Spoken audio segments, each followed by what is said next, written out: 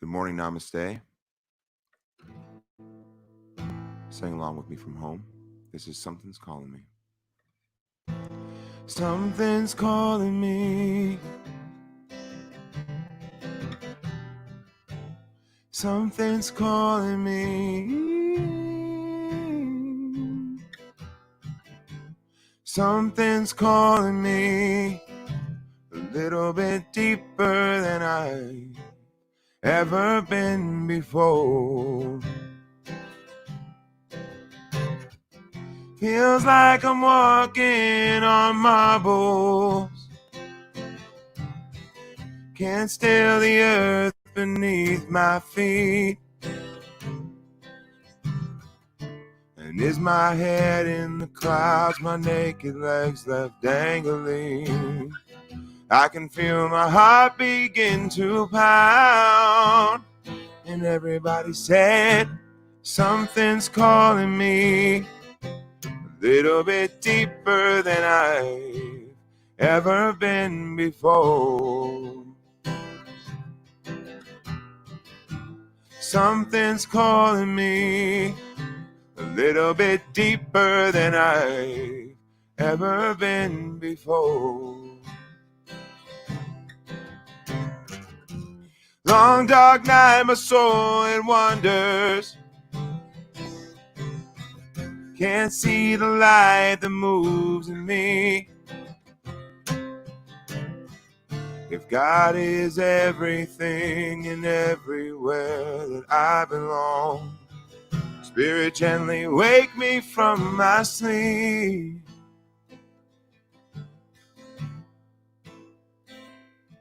Oh Lord, oh Lord, take me deeper than I've ever been before. Oh Lord, oh Lord, pull me deeper than I've ever been before.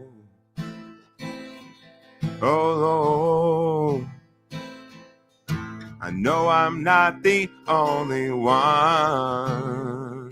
to live inside these blues. Oh Lord, oh Lord, I surrender my life to you. Oh Lord, oh Lord, I give my life to you. Oh Lord, love is calling me a little bit deeper than I've ever been before. Compassion's calling me a little bit deeper than I've ever been before. My faith keeps calling me a little bit deeper than I've ever been before. Peace is calling me a little bit deeper than I've ever been before. God is calling me, and I'm grateful like I've never been before.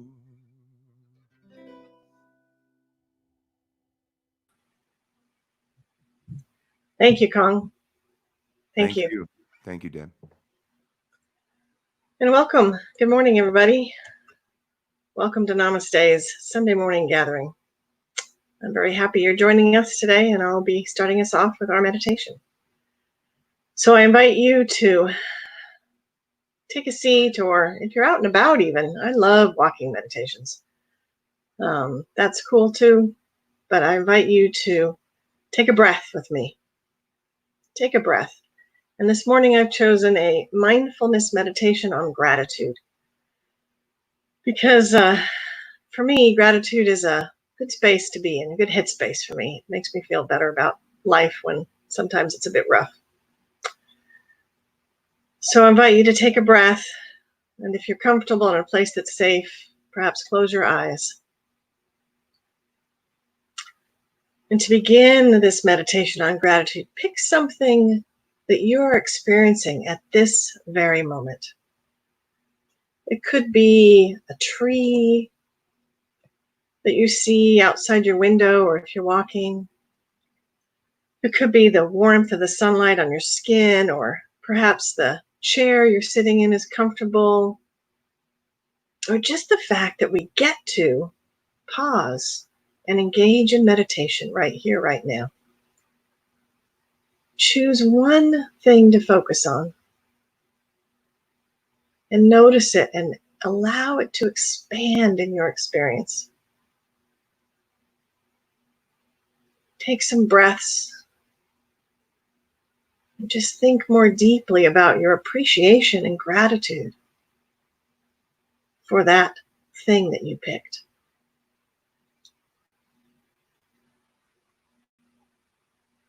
Lean into the experience, as Joanne might say.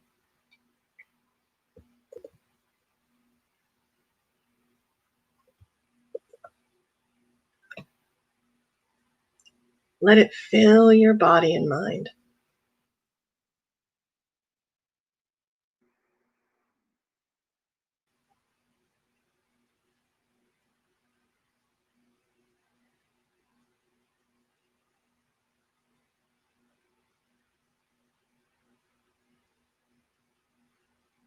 And now I invite you to think of someone you don't know well, but who supported your life recently in some way. Someone like a bus driver, maybe someone who stacked fruit in the grocery store, the author of the book you're reading, the street sweeper, the trash person, someone who supported your experience in life recently that you don't really know. Allow yourself to feel how you benefited from the gift of their work. Lean into that feeling of appreciation and gratitude.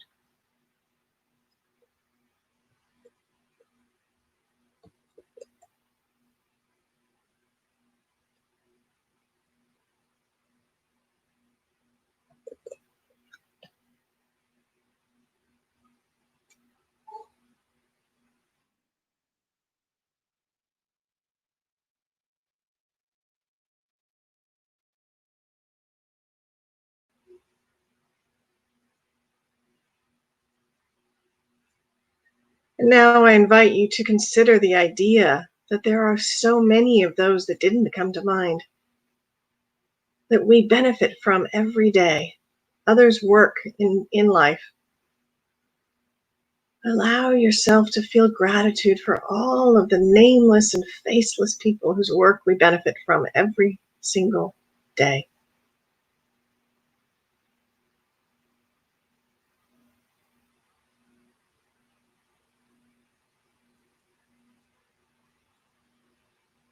Lean into that knowingness of gratitude and appreciation.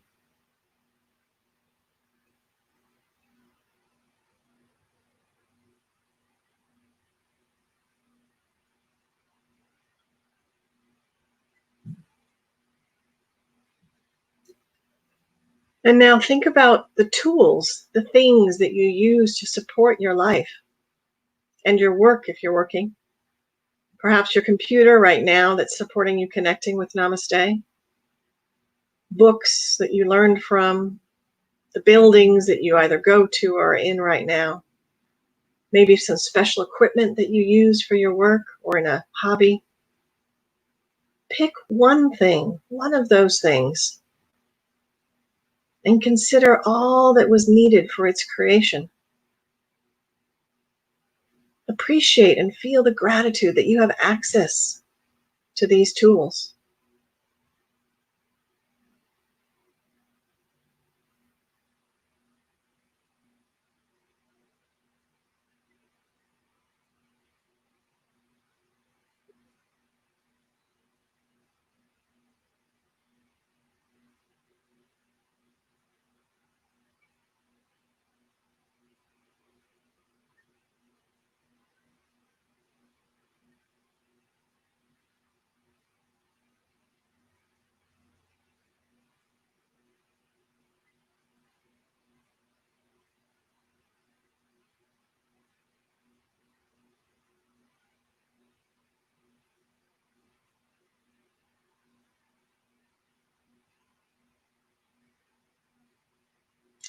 And now I invite you to feel gratitude for people that you work and live with. Think of a particular person whose work or effort directly supports your life. Appreciate their contribution, their good intention. In your mind, say to them, thank you. Thank you.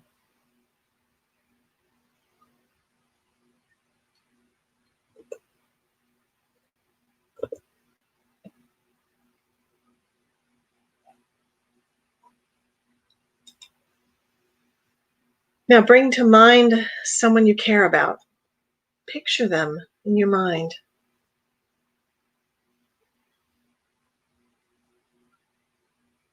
Think about what this person means to you, what you appreciate about them, what you've experienced together.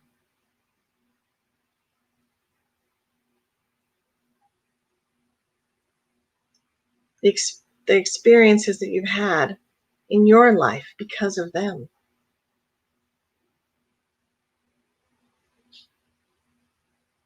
And as you think of this person, notice what feelings you're experiencing,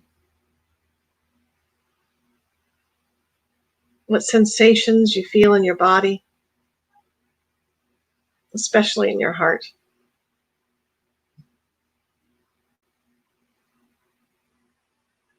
Let yourself express gratitude towards them, thanking them for being who they are and for their presence in your life.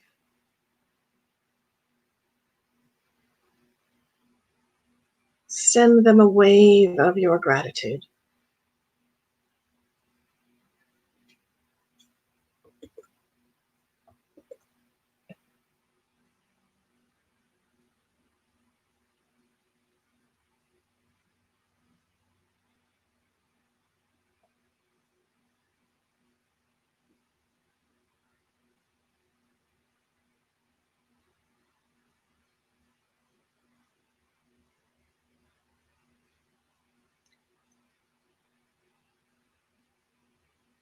Now bring to mind one other thing, something in particular that you're grateful for today, whether it be a thing or an experience or a person, something you haven't thought of in this meditation yet.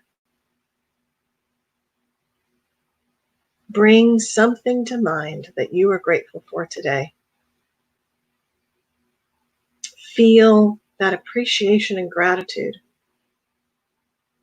and allow yourself to rest in that experience.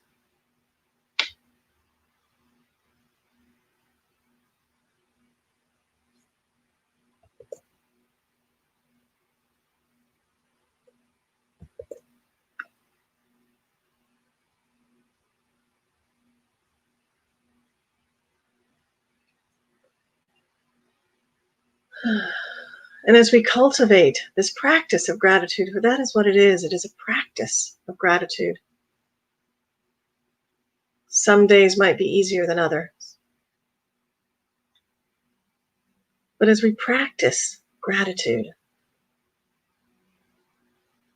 perhaps you might choose something in your life that is challenging, for which you'd like to be able to be grateful for.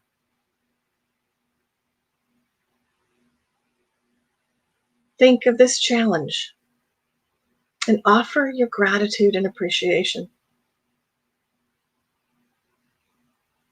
Thank it for what it may offer you.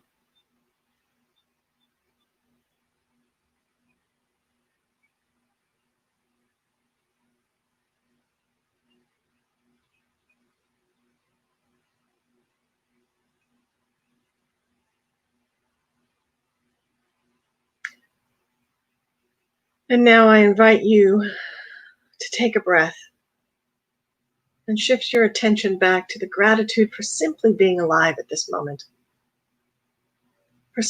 for being here now. And let's appreciate the experience of practicing gratitude. and for all of the many gifts in your life, in our lives. We say thank you. Thank you. And take a breath in to fill yourself up with this gratitude for life as we breathe in and out. As we bring this meditation to a close, gently open your eyes and return your awareness to right here, right now. Good morning, namaste. I actually was telling Reverend Bobby earlier that I had found this meditation on gratitude and that it shifted my feelings and whole being in that moment. I had my son's quote unquote graduation yesterday from high school, and it wasn't what I wanted. It was sitting in a home, not with his friends, none of that cheering or anything, although we did get the music.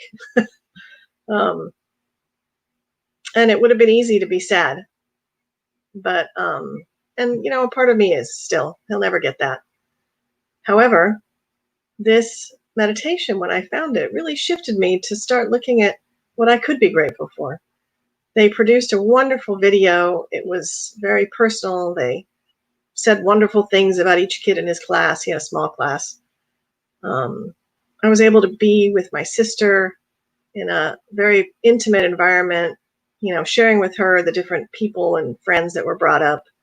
And so there was a lot to be grateful for in that experience. And sometimes, especially, that's what's weird. That's why I mentioned in the meditation that gratitude is a practice. And, you hear about it all the time, make gratitude lists, morning and night, all of this stuff. But it's easy to forget how powerful just such a simple practice is and how much it can shift my life, my attitude, my feelings about things. And especially during this weird time of COVID and being at home, it's easy to be afraid sometimes or be insecure, especially if you're not having your income is impacted, or you're afraid, you might even not have a place to live or eat, or all of those different fears that can come up for people are afraid of dying, honestly, of the disease. Gratitude is really powerful to just realize that right in this moment, I may be bitching and moaning, and that there's still a lot to be grateful for. So I invite you in that spirit of gratitude to join me in prayer today, to join me in taking another breath. As we go deeper, as Kong so beautifully sang, as we remember what to be grateful for, that we have so much to be grateful for. I invite you to take a breath with me as I move into prayer. And the first thing that comes to mind right here, right now, is that I'm grateful for namaste. I'm grateful for this place that for so many years in my life has been this place I can go to remember who I am. And so this morning, I remember for us. I remember and know that there is only that one life, one power, one presence, living in, through, and as all. That each of us are expressions of that individual, that oneness. We express as individuals, but back of all is that one life, one power, one presence. From the myriad of individuality that we experience in form, back of all is the oneness, the ultimate oneness. For that life that God is knows us only as itself. And so this morning, I stop and remember that. And I am most especially grateful for the Namaste community, for this place that we can come and be reminded, for this place that we can come and learn and grow and move and remember. And so as I remember back through all the years of all the blessings and lessons and love that I have received from Namaste, I know that I share it back out, that we share it with each other, and that this place, even though we're not physically together right now, is a place of love. And for that, I am so very grateful. And I know that this service is unfolding in that love and blessings, in that oneness and joy that God is, and that it is good and very good. And so it is. Amen. And I'll turn it right back over to you, Kong. Thank you, Deb. And thank you, Namaste.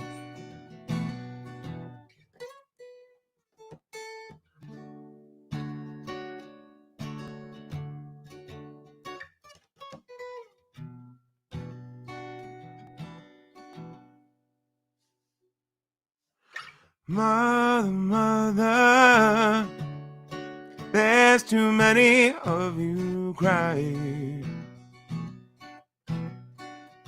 Brother, brother, brother, there's far too many of you dying. Oh, you know we got to find a way to bring some love in here today. Father, Father, we don't need to escalate. You see, war is not the answer, for only love can conquer hate. Oh, you know we've got to find a way to bring some love in here today. Picking lights and picking sides, don't punish me with brutality. Come talk to me, and you will see what's going on. What's going on? What's going on? Hey, hey, hey. Mother, mother, everybody thinks we're wrong. Oh, but who are they to judge us? Simply 'cause our hair is long. Oh, you know we got to find a way to bring some love in here today. Picket lines and picket signs, don't punish me with brutality. Come talk to me, and you will see what's going on. What's going on? What's going on? What's going on?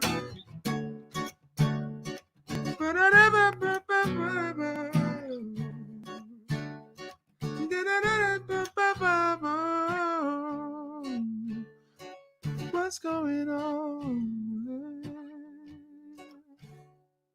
What's going on?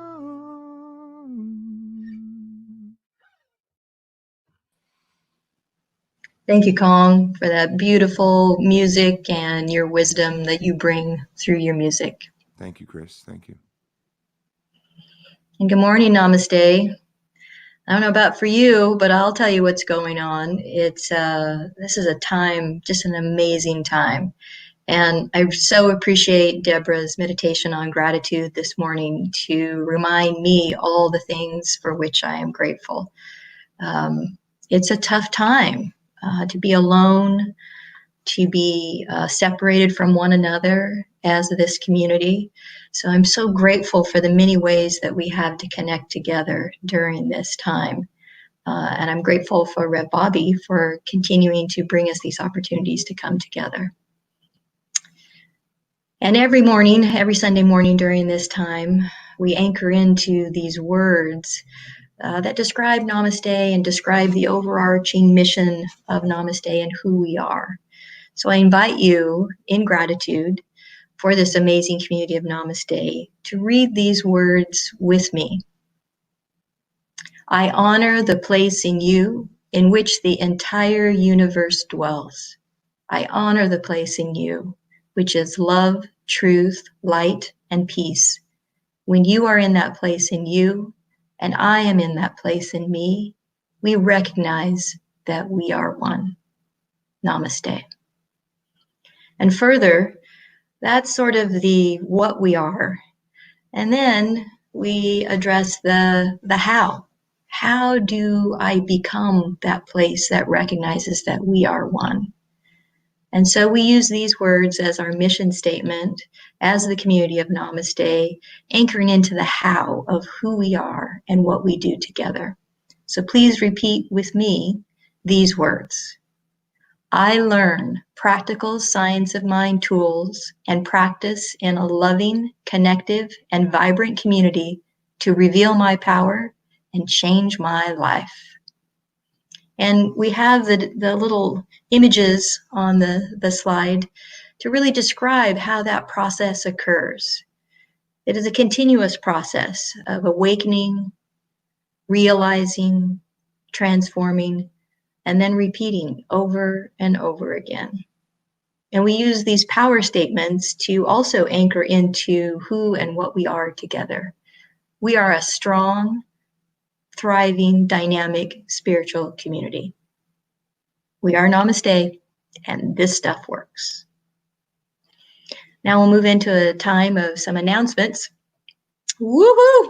Choir is back, and we're having choir rehearsals now weekly on Thursday nights at 6 p.m. on Zoom, under the direction of our director, Alan Arnett, who was choir director at Namaste from 2002 to 2004. So we welcome back Alan at this time, and we're so grateful for his leadership because we love the choir at Namaste and we welcome them back. And if you're interested in participating, please reach out to Mara Lee or Julie Bathke, and their emails are on this slide and also available in our weekly newsletter or on the website. This Wednesday, please join us for a very special edition of Wisdom Wednesdays. This Wednesday is The Circle, and this will be a heart-opening experience with Divya Patel, a KRA certified Kundalini instructor, who will guide us through breathwork and sound healing. And this is an unprecedented time. Our nervous systems definitely need a break and a reset. So join us for The Circle this Wednesday on Zoom at 7 p.m. And all the information is available on our website. So please check that, or Facebook for more information. On Tuesday nights, we've been having our happy hour, and we want to call out a special town hall meeting on Tuesday, June 23rd. So we're giving you advance notice so you can mark your calendars as we prepare to speak more about the future of our Namaste home, our building. We'll hear an update from the Building Possibilities team in terms of their research and what some next steps are. So mark your calendars and plan to join us on Tuesday, June 23rd for a virtual town hall meeting. And of course, I am so grateful for our daily connections with our practitioners who offer a daily prayer and support call. You can join by Zoom or by phone. You can find these numbers very easily on our website. Monday through Friday, the practitioners offer daily spiritual practice. And what a way to start your day and continue to anchor into your spiritual practice, and also to just seek some relief and support during these times. I'm very grateful for our practitioners during this time. And now bringing up Rev Bobby. Good morning, Idaho, Chris, though not in Idaho right now.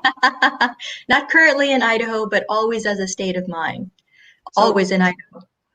I just noticed a few people in the comments just welcoming you and telling you how much they miss you. And it's good to have you back in the same, shall I say, almost county. Today, I'll just say county because I'm in Long Beach virtually. And just good to have you back, Chris. Thank you. Thank you, Reverend Bobby. Thank you for your tremendous spiritual leadership during this time and your tremendous commitment to keeping us connected. I am personally very grateful, and speaking on behalf of the community, I know we're all so grateful for you. So thank you. Thank you. Chris, before you go, I want to ask you one really, really important question. How much do we miss seeing people face to face? Oh, I think a lot of times I avoid asking myself that question during this time,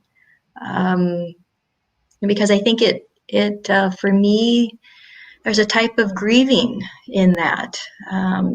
And so I feel it very deeply, this loss of physical presence and connection that I knew just a few short months ago. So it's a deep longing. We are a group, especially this group, who loves to be together and physically present. And so it's a deep, deep loss, I think, for us all right now. For me personally, I feel it. And sometimes I don't pay attention to that, which is one of the beauties of being in community with people like this, who remind me and help support me while I explore all that means to me. Thanks, Chris. I imagine, even as I'm sitting here, I have our sanctuary space in my head, and I'm seeing all of our folks in the space, and I'm feeling the energy, which does, my hair rises a little bit from the goosebumps of how beautiful our community is physically and in every way. So Yes. Thanks for sharing that. I feel the same grief, some loss in this. And I'm also grateful we get to connect like we do here too. Thank goodness for that. Thank you, Bobby. And just a note before I drop off that we can't see you currently, can't see your face currently in the screen. Oh, thank you, Chris. So I'm hoping, as I'm going to check really quick to see if I can see my face in this script, because it's important.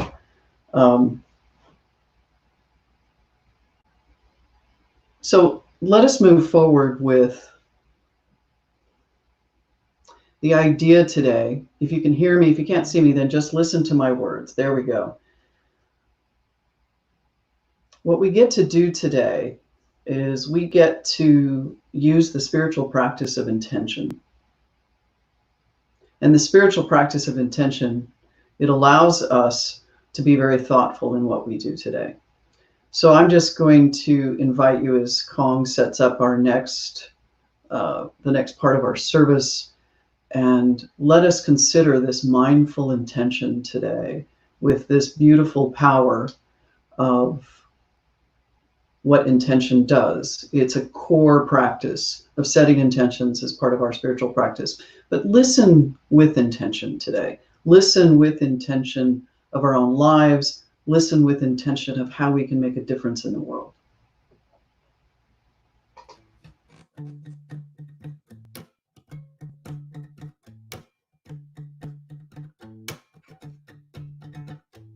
Pressure pushing down on me, pressing down on you, no man asked for. Under pressure that burns a building down, splits a family in two, puts people on the streets. Ba-ba-ba, ba-ba-ba, dee-dee-dum, dee-dee-dum. It's the terror of knowing what this world is about. Watching some good friends scream, let me out. Pray tomorrow takes me higher. Pressure on people, people on the streets. Da-da-da. Da-da-da-da-da-da. Da-da-da.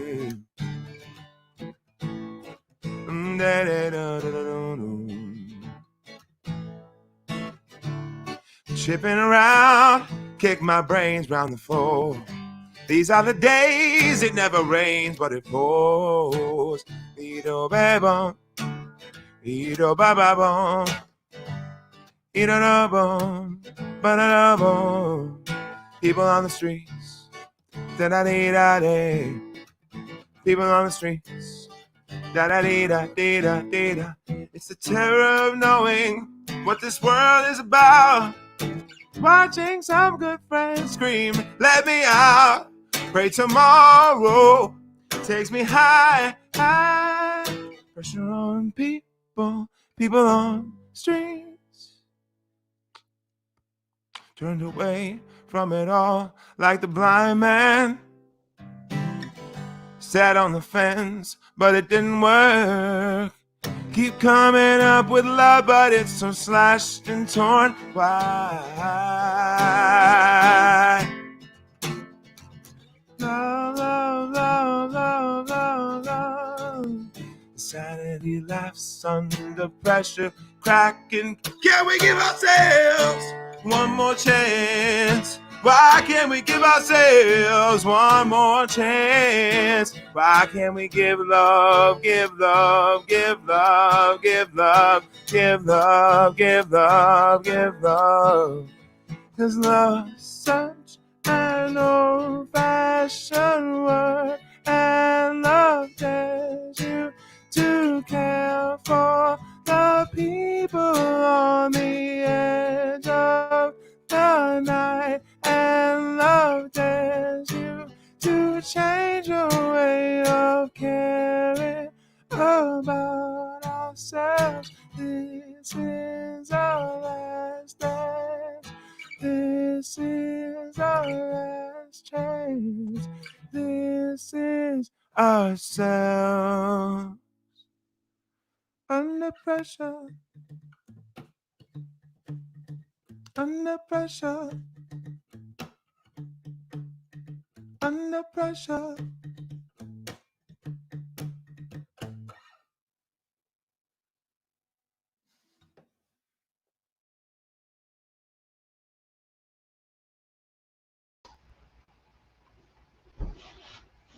Good morning, namaste again.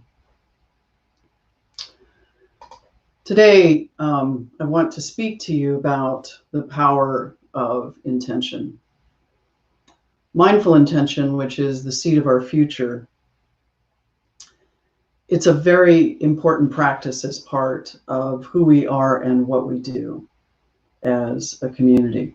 So I'm looking out there on Facebook and I'm noticing that I might be a little bit behind with respect in technology. So I ask that you bear with me as I give this talk. Not sure what's happening this morning.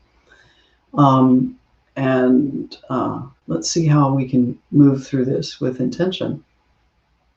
To begin, I wanted to talk this whole month. We have this theme of the power of mindfulness. We've talked about using the breath. That was my talk last week. And today, this Sunday, is about intention. And we're also going to be moving into mindfulness in our speech and mindfulness in our action. So today, mindfulness intention is the seed of our future. Let me start with a quote from Rumi, which is, everyone has been made for some particular work, and that desire for that work was placed in every heart.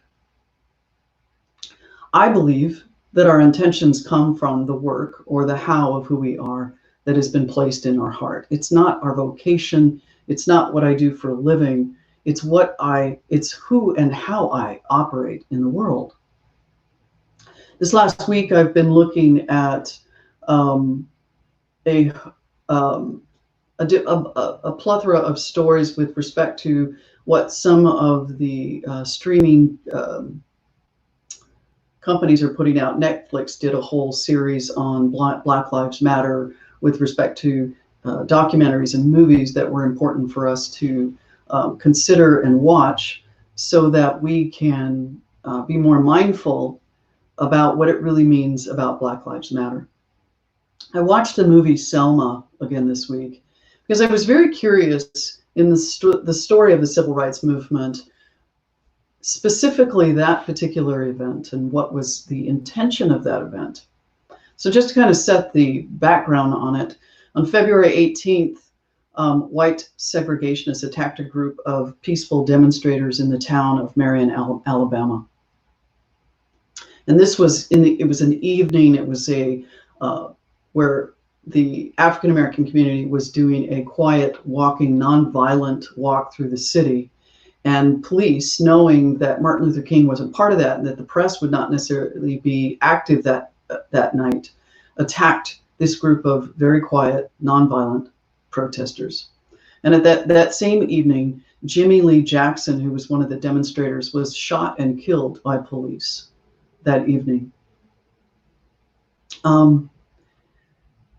Meanwhile, a group of about 600 people, which include activists John Lewis and Hosea Williams, set out for Selma on March 7th, 1965. That was after that particular event. And as they're marching towards Selma, there was an event that later became known as Bloody Sunday. The marchers didn't get very far. They crossed the bridge into Selma, and a scene that was captured on television was the hundreds of African Americans that were beaten and chased back over the bridge. As I was watching the scene, and I've watched the scene both in the movie and I watched the live footage, I'm watching the hundreds of ministers, priests, and rabbis that soon came after that because of the outrage over really what was happening to the African American community at that time. Now, as you watch this movie or watch the live footage, the pain and the anger that seemed to come from that event within me, I decided to look at, what was the intention of those protesters that day? Because I truly believe, and I will say this again, intention is incredibly powerful. And intention sets the stage for manifestation, demonstration. And that day, what the group of protesters were marching for, very simply, was voting rights, attention given to voting rights, the ongoing police violence, and other civil rights violations that were happening at that time to a particular group of people, specifically our African American family members. Because of that event, and I think in some cases when you listen to Martin Luther King and you listen to other activists, they knew the possibility of marching that day and what might happen.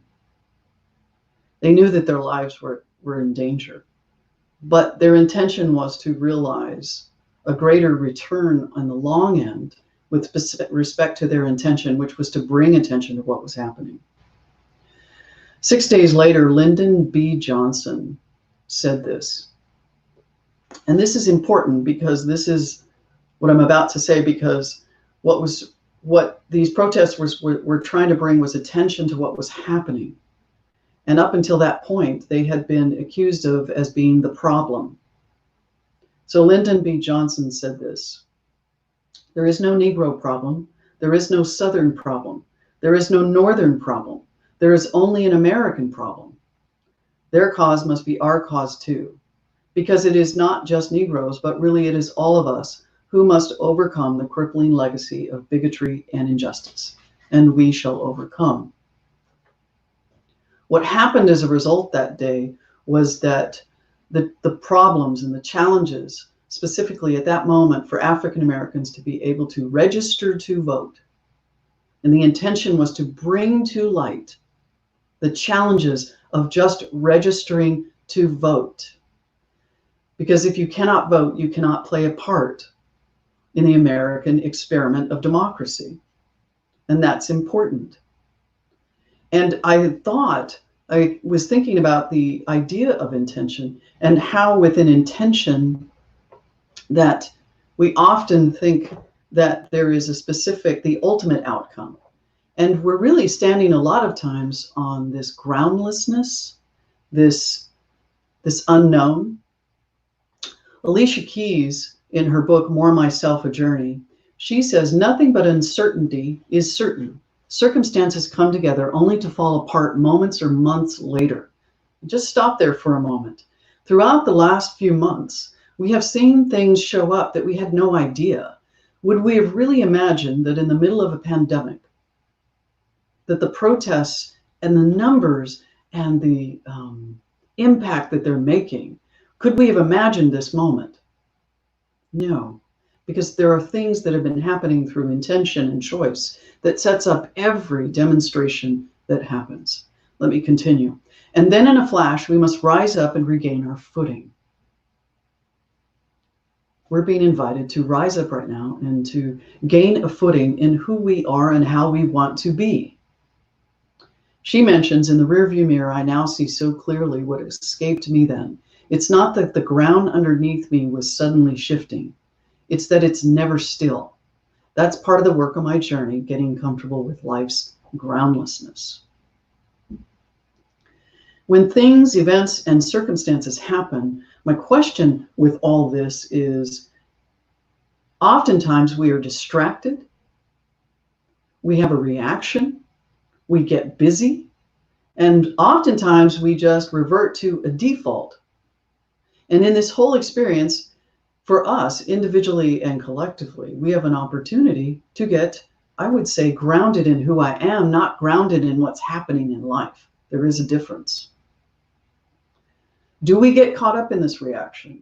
Do we get caught up in the anger, in the fear, in the what's going on, as Kong sang a minute ago? What's going on? And I can get caught up in what's going on all day, if not all week. And I think in some respects, the last week, I probably was caught more in what's happening for me. And I got lost in the question. I got lost in the question of what's happening for me. And to some extent, I was reverting back to a pattern or habit of coping that could divert my attention to what I believe is safe for me in my life, safe for me to engage in, and even what the course I would take as a spiritual leader, part of being a minister in our community. What's interesting is what I know is my spiritual practice over the last few days has brought my attention to the fact that our lives continue.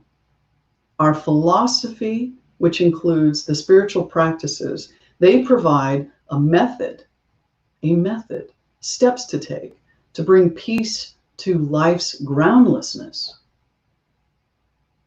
I think it's important to ask questions. I think it's important to question, what is it I'm here to do? But I also think that the bigger part is to be comfortable living in those questions, because sometimes those questions aren't answered because maybe it's not the right question that I'm asking myself.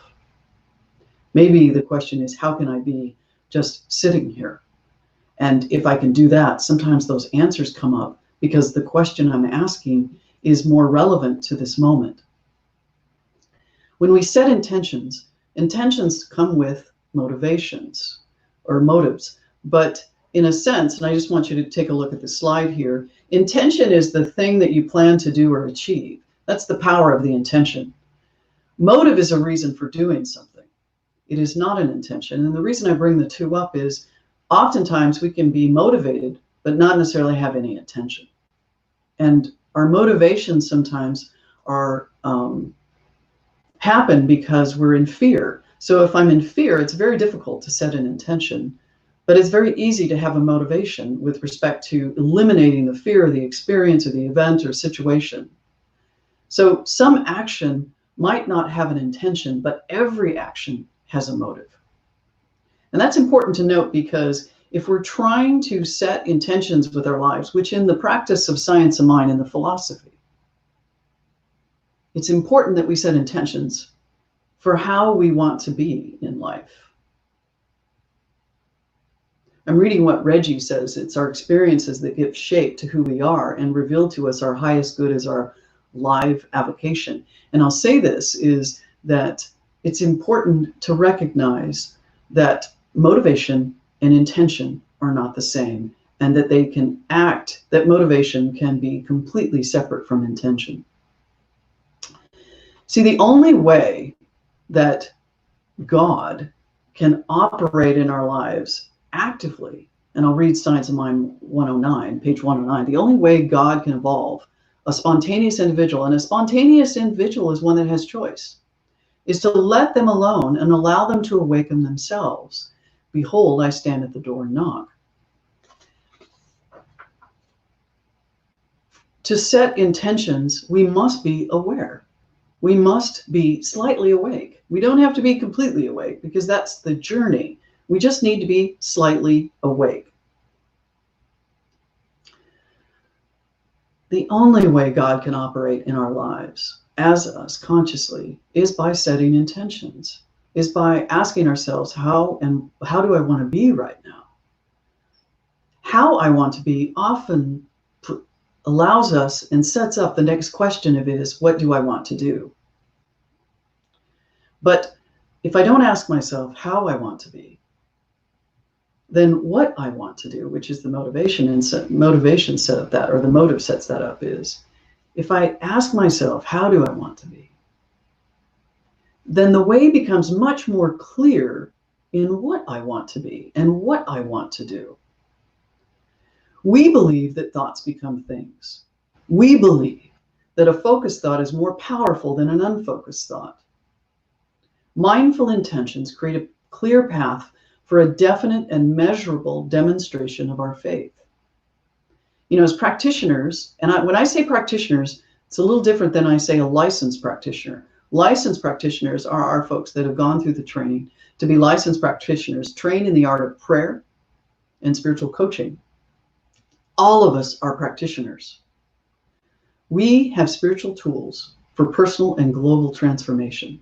And when we use these tools, such as spiritual mind treatment, to train our minds, and to actualize and activate the power that is already within us, we become agents of change for our own lives and for others.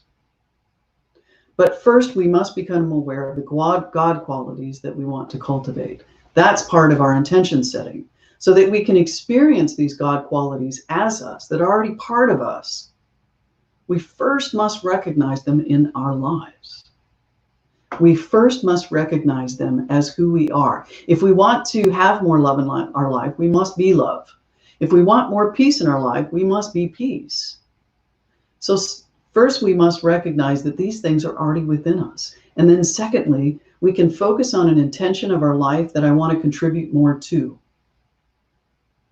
The third thing we can do is reduce and eliminate thinking that contradicts the intention that I'm setting.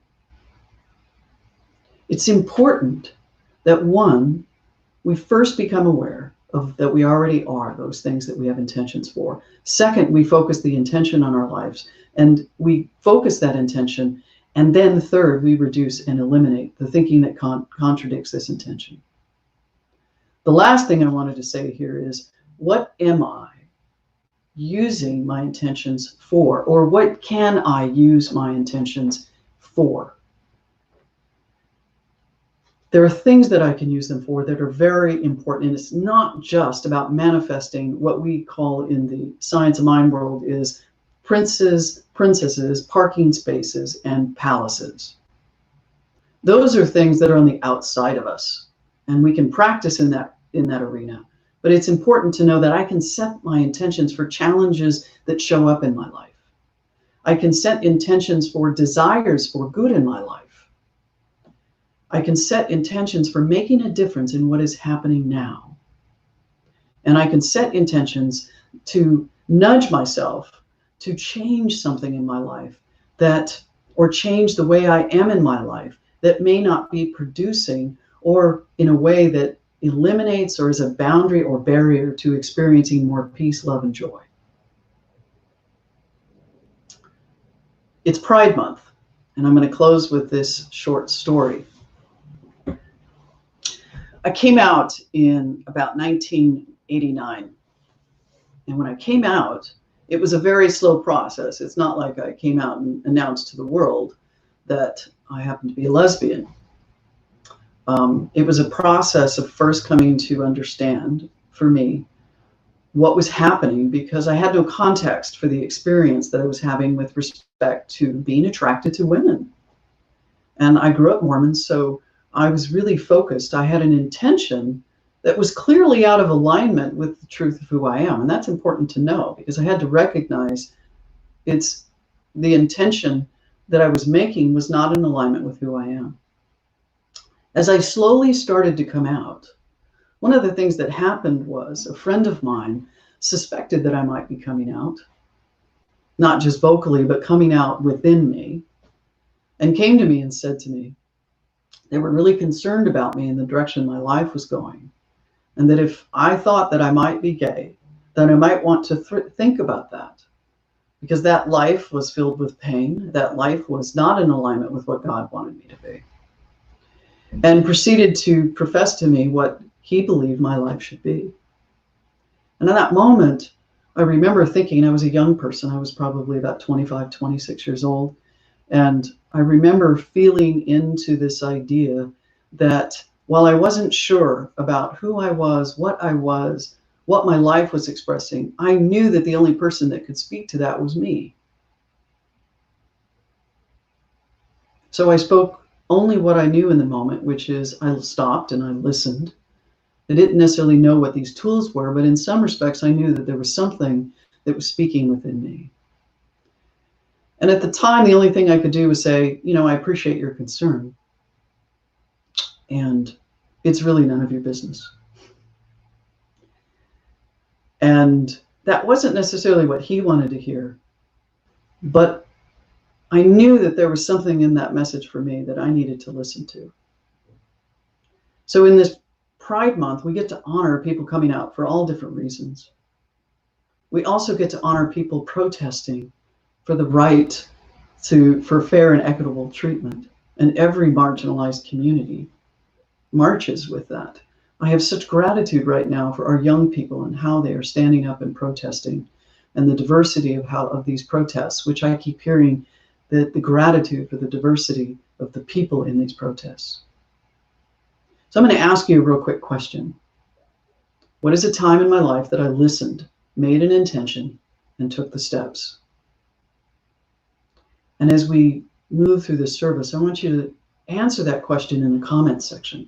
What is a time in my life that I listened, made an intention, and took the steps? Because let us not forget that the spiritual practice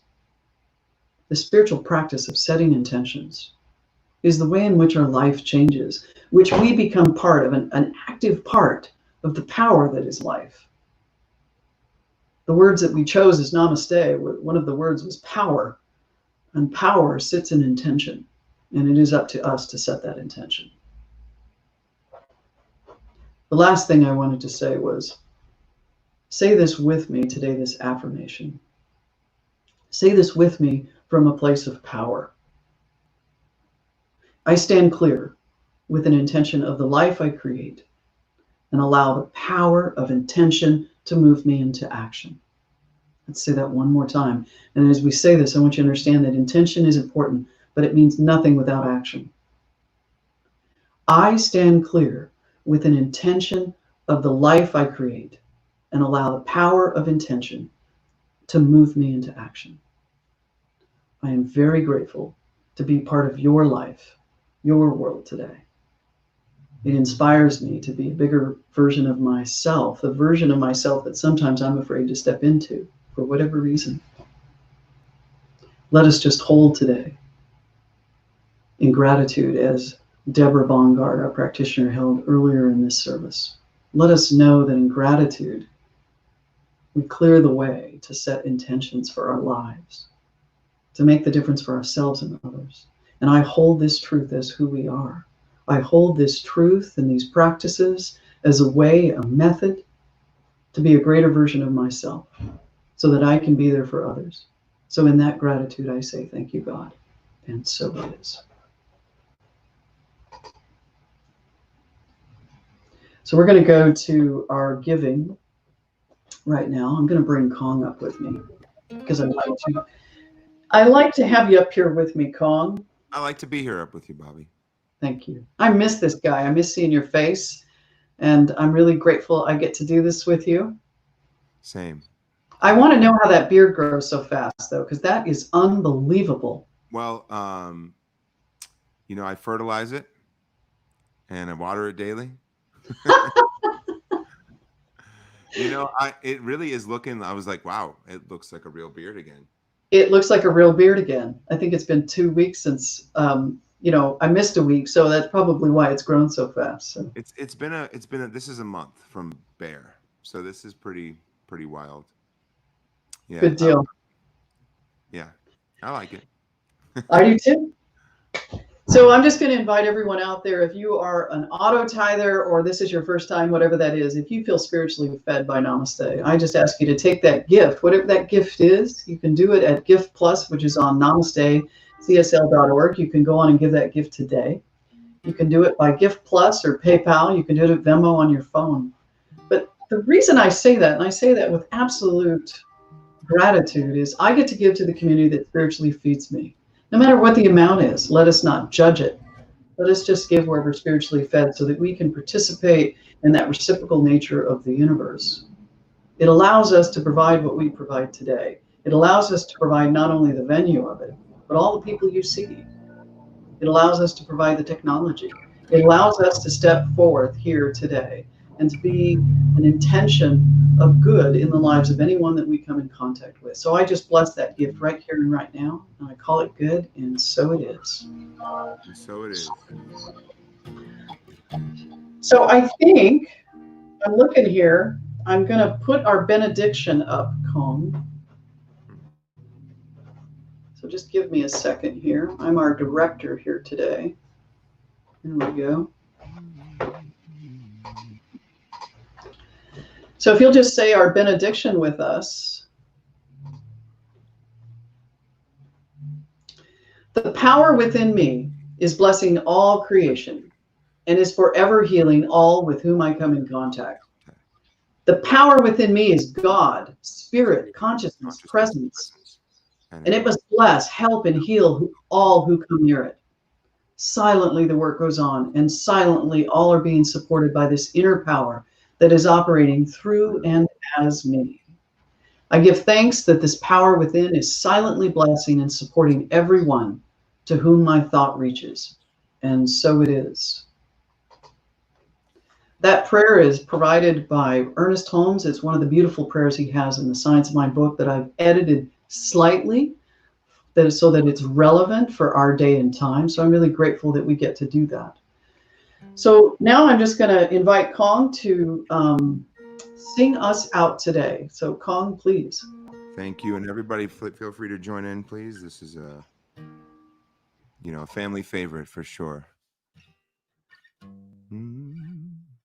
I am the song, you are the melody, I am the voice of harmony, I am the heart of all eternity, I am Namaste, I am the color of diversity, I am the people remembering to be free, I am the love of all eternity, I am Namaste, I am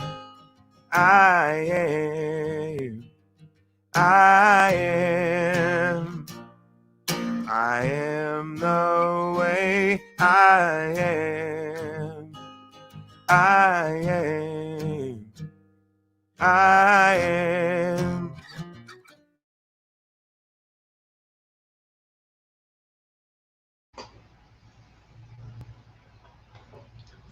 So Namaste, I just want to thank you this morning. Thank you for joining us. I wanted to thank Chris and Kong and Deborah, our welcome team, which is Julie and Debbie Ann. I want to thank all of you. If you've joined us for the first time today, I want to thank you for joining us today. Have a beautiful week. And let's set intentions this week for our lives and who we want to be. And I'm so grateful for all of you. So I'll see you at happy hour. And please join us on the 23rd for Namaste's happy hour. And this Wednesday, what a great opportunity to stand in healing, to be able to receive something so beautiful that our practitioner, Valerie Day, and her team have put together. I know that all the things that we're offering with great intention to serve this community. So have a beautiful week. thank you for who you are. And just know that you are loved and that we appreciate you being part of our community. And with that, I'm just going to say, have a great week.